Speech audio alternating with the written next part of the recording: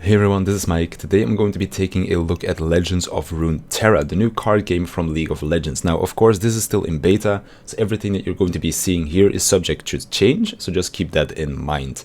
Now, I'm going to be splitting up the video in two different parts. In the first part, I'm going to talk about all the content that is available. Well, content in quotation marks, because it's really just 1v1. But like the different things that you can do in the game, how you can obtain different cards, and how the currency system works and such. So how you can like obtain new cards and stuff like that, and how free-to-play friendly it is. As it is right now, I think it's really free-to-play friendly, and I really like the way that they did the system. And then in the second part of the video, I'm going to be playing a game against the AI to kind of show you how the different mechanics of the game itself work. If you're not interested in all of the cards, shenanigans and stuff, then I'll leave a link in the description, or like a timestamp, so that you can skip forward and go check out some gameplay itself. If you're interested in the card stuff, then just keep on watching, because I'm going to be talking about that first. So first of all, let's take a look at what we can play. So we have versus player, versus AI, expeditions, and then of course your tutorials. Versus player, versus AI, this is just 1v1 with the deck that you made yourself.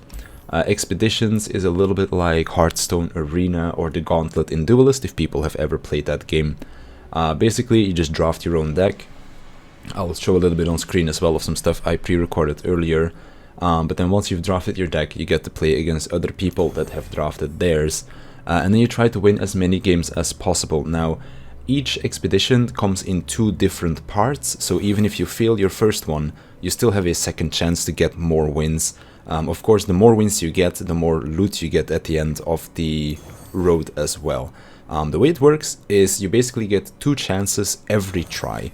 So when you get a fight and you win, you move on to the next one. But if you fail, you get a second chance to win again. If you fail the second time, you lose. If you win that second round, so to speak, then you get your second win and you can move on to the next fight again. You don't get a second chance when you are at your final fight though, so keep that in mind. And then once you've done both of your two trials, you basically get all of your rewards. Now, of course, the more wins you get, the better your rewards will be. And pretty much, if you are able to get far enough into your expedition, you're basically gonna get enough currency to be able to start a new one. There's three different currencies that you can use to start an expedition. You have real life money, which you need 400 currency of, so it's about 3 to 4 euros, something like that. You can spend shards, which is a currency that you earn in game, and you also have a token. Now, the token was given to me to start my first expedition. I'm not sure if this is a token that you get once a week, because you can only take part in 3 expeditions every week. So I'm not quite sure if you get 1 token a week to start your first expedition and then go from there. But I think for the most part, people are going to be using shards in order to play these expeditions. Now, let's talk about the stuff that you can get from these expeditions. Now, of course, the expeditions themselves give you cards as well as wild cards, and they also give you a lot of experience. Now, the experience is something that you use in the rewards tab down here. So as you can see, currently I have the Freljord active, but I can go and change my region. As you can see, I haven't even leveled up that much yet, but I do have quite some levels in Noxus. This basically works as some kind of a battle pass system. So if I click on this, you can see that I already have all of these rewards, and then these are the rewards that are to follow. Of course, the further you go down the line, the better the rewards get. And then you basically just activate the region. For example, I click activate, and then all of my experience that I gain now will work towards these rewards. So if I go back, for example, I wanted to level up my Freljord Battle Pass, I guess I'll refer to it. I just go to Freljord, I click on activate, and then now this is active, so if I gain experience, it'll work towards these rewards. Other than this, there's also some other stuff that we have on the home screen. We have daily quests, which will grant you a big chunk of experience when you complete them. And you also have your weekly vault. This is basically something that gives you a whole lot of stuff. Like, for example, yesterday was Sunday, so I got to open my vault. I only had like 3 levels in it or something, because I didn't have that much chance to play over the weekend. But I basically got a lot of stuff from that already, and you basically can just keep leveling this up, and then at the end of the week you're going to get a bunch of rewards. Now, the way how you can actually craft your cards, if I go to my collection, is really straightforward. So if you've played stuff like Hearthstone Duelist, you know the shard system, which is basically like your dust, I believe it's called in Hearthstone. So if I click on show unowned, you can see all the cards I don't have, and then if I want to craft a card, I click on this symbol right here, and then I can either use the shards to craft one copy, or I can use a wild card.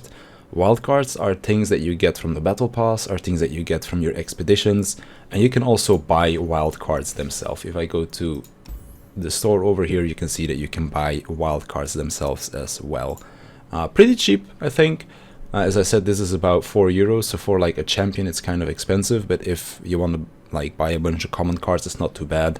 It's also really nice that there's no random pack openings that you have. You just basically pay your money for the card that you want, so that's really nice. But as you can see, I still have a bunch of wild cards over here, and I've only been playing for like 2-3 days. So as you can see, there's definitely enough stuff to go around if you're a free-to-play player.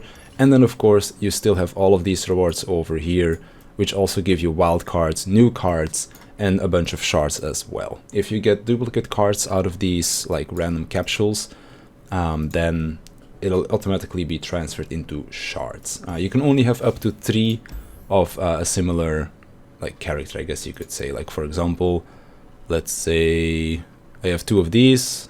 Let me just craft an extra one. As you can see, I can't use a wild card or craft an extra one because I already have 3 of them. So that's pretty much how the card system works, how you get all of your rewards and that kind of stuff. I personally think it's really good for free-to-play people, because you do get a bunch of stuff. I already have so many things unlocked, and I've pretty much been able to just craft whatever I wanted to build the decks that I wanted as well, just by playing the game for like only 2 days so far. Now, of course, it is beta, so they most likely give you more rewards so that more can be tested. So we'll have to wait and see how that will end up being in launch. Now, with that being said, let's head over into an actual game so I can show you how the game mechanics work.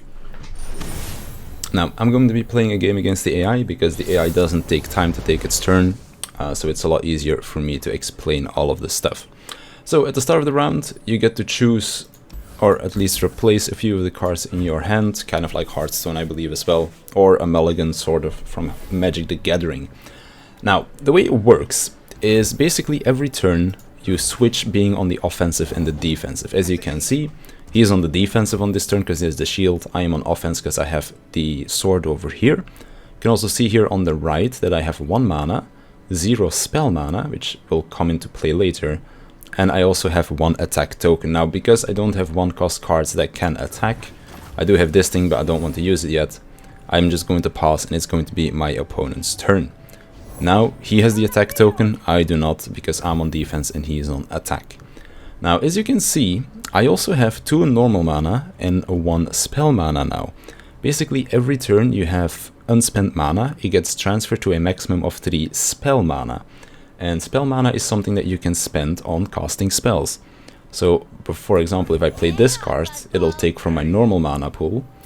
But now I still have that 1 mana left over that I can use to play, for example, this card.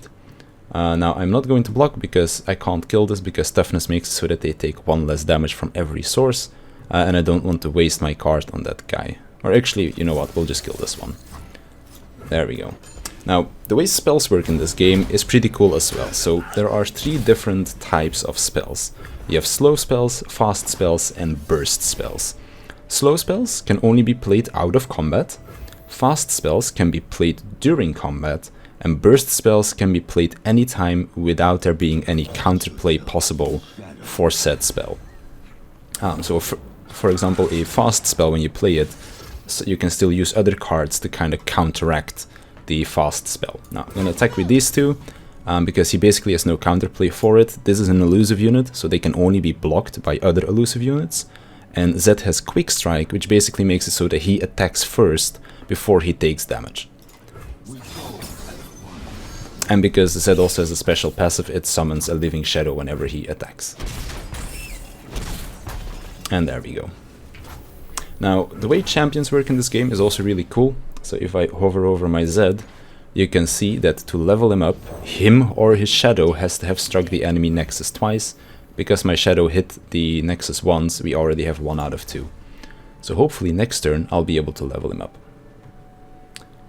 And then I am going to be playing, because it's my turn now, I shall play the Shadow Assassin, and then I'm going to keep 1 leftover mana, which will turn into a spell mana again next turn. Now, also, as you could see, I drew another Zed, but because I already have a Z, it transformed into Z's shadow, which basically means that it becomes his kind of card when you already have one of them. I'm going to only block that one. Actually, I'm going to switch both of these because I want my Zs to stay healthy. Now, of course, Z has that quick strike thing, but this is only in effect when you are on the offense. So if I would have blocked with Z, the quick strike would not have saved him from dying. As you can see, now that it's my attack, you can see that he's glowing again, meaning that quick strike is in fact active.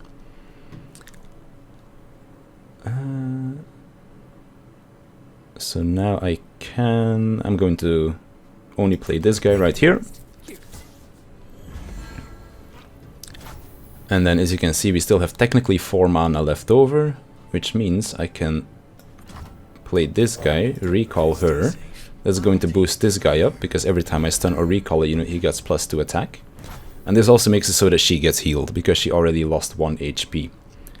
Now, of course, if I attack, I am going to be fine against everything, because my 2 elusives can't be blocked, and these 2 have quick strike, which he doesn't have counterplay to. So I'm just gonna put all of them in there and attack with these. And then he can block, but it's basically still going to do nothing to my units.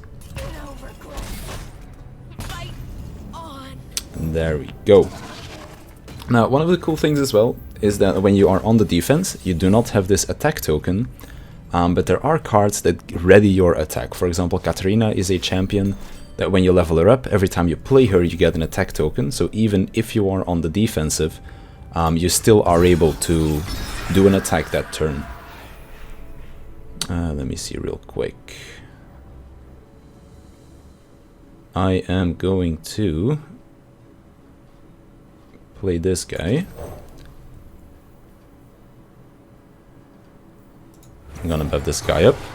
And now we still have 2 spell mana and 1 normal mana. So I can still play this card if I want to. So we're just gonna kill that one. And I am going to block this Scuttlegeist using a Living Shadow. So, for example, I use this to block, but then I play this card, which switches her out for a Living Shadow of Z.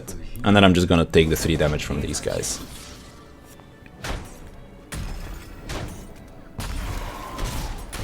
So, for example, if they would have a fast spell called, I believe it's called Deny the Spell, they could have made it so that the spell would not go through, and then my unit would have died.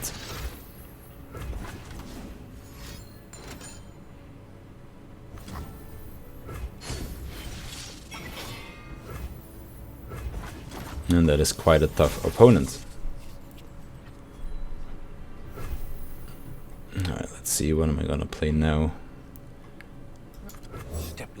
It's gonna put in another elusive unit. Now I do need to be careful with this guy because this one has stuff, so I need 6 damage in order to kill it, basically.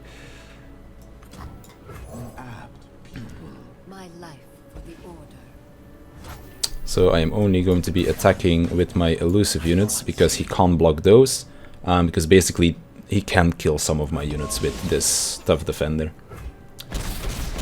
Oh, and we win anyways. So yeah, that's pretty much it. I'm going to go into the cards real quick to show you some other stuff as well, so that you can kind of get what I was talking about with the fast and the slow spells.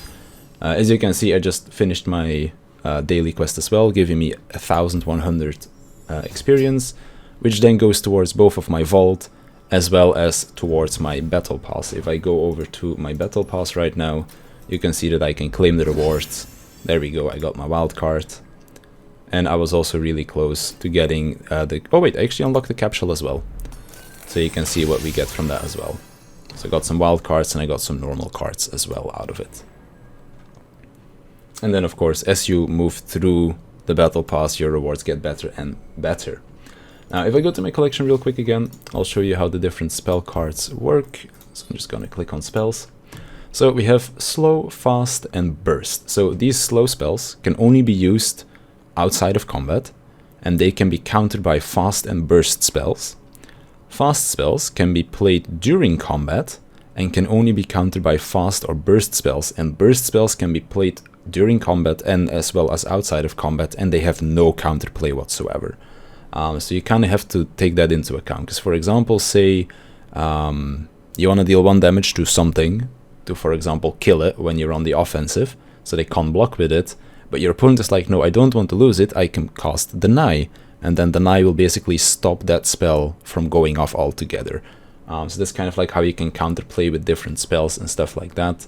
Of course, if you use something like Burst, for example, Burst Frostbite an enemy, Frostbite turned the enemy's attacking power to 0, so basically there's no counterplay to this one, because this is a fast spell and this is a burst spell, so this will go through first.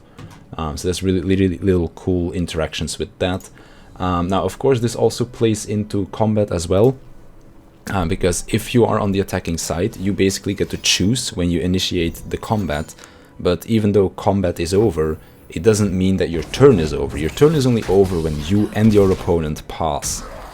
So basically what you can do if you're on the offense and you know that your opponent has no units, is you can just attack with the units that you still have left over from your last combat phase, and basically force him to only be able to react with fast or burst spell cards. Whereas if you were to play other units or other spells like slow spells first, it basically gives your opponent a chance to cast extra spells or to summon units as well to then block with once you do finally attack. So it's a really cool and neat combat system. I'm a really big fan of it. I think it's really interesting. It's a really nice twist on a card game with like how the champions interact with the way that you play a little bit as well. Because for example with Heimerdinger, you kind of, or Lux as well, they basically level up and get special abilities when you use spells. So you want to have a spell heavy deck, but on the other hand you don't want to just use all your spells constantly, because you want to use them once you summon your Heimerdinger or your Lux, for example. So I think it's a really cool system. It's a really fun game. I've been enjoying it quite a lot over the past weekend. I'll definitely be playing it quite a bit when it does finally come out sometime next year. So you'll probably be able to see like an actual review of the game or something at that time when it does finally come out. But I'm a big fan. Definitely recommend other people to go sign up for the beta if you haven't already, because Artifact might have failed, which is the Dota card game, but I think Legends of Runeterra is definitely going to be quite the opposite, because I've been having a lot of fun and I really do think this could be a very successful game. So without all of that being said, that's pretty much my look at Legends of Runeterra. Maybe a little bit longer than I thought it was going to be, but I hope you enjoyed it. I hope you learned some new things. I hope I was able to make you excited for this game, and I'll see you in the next one.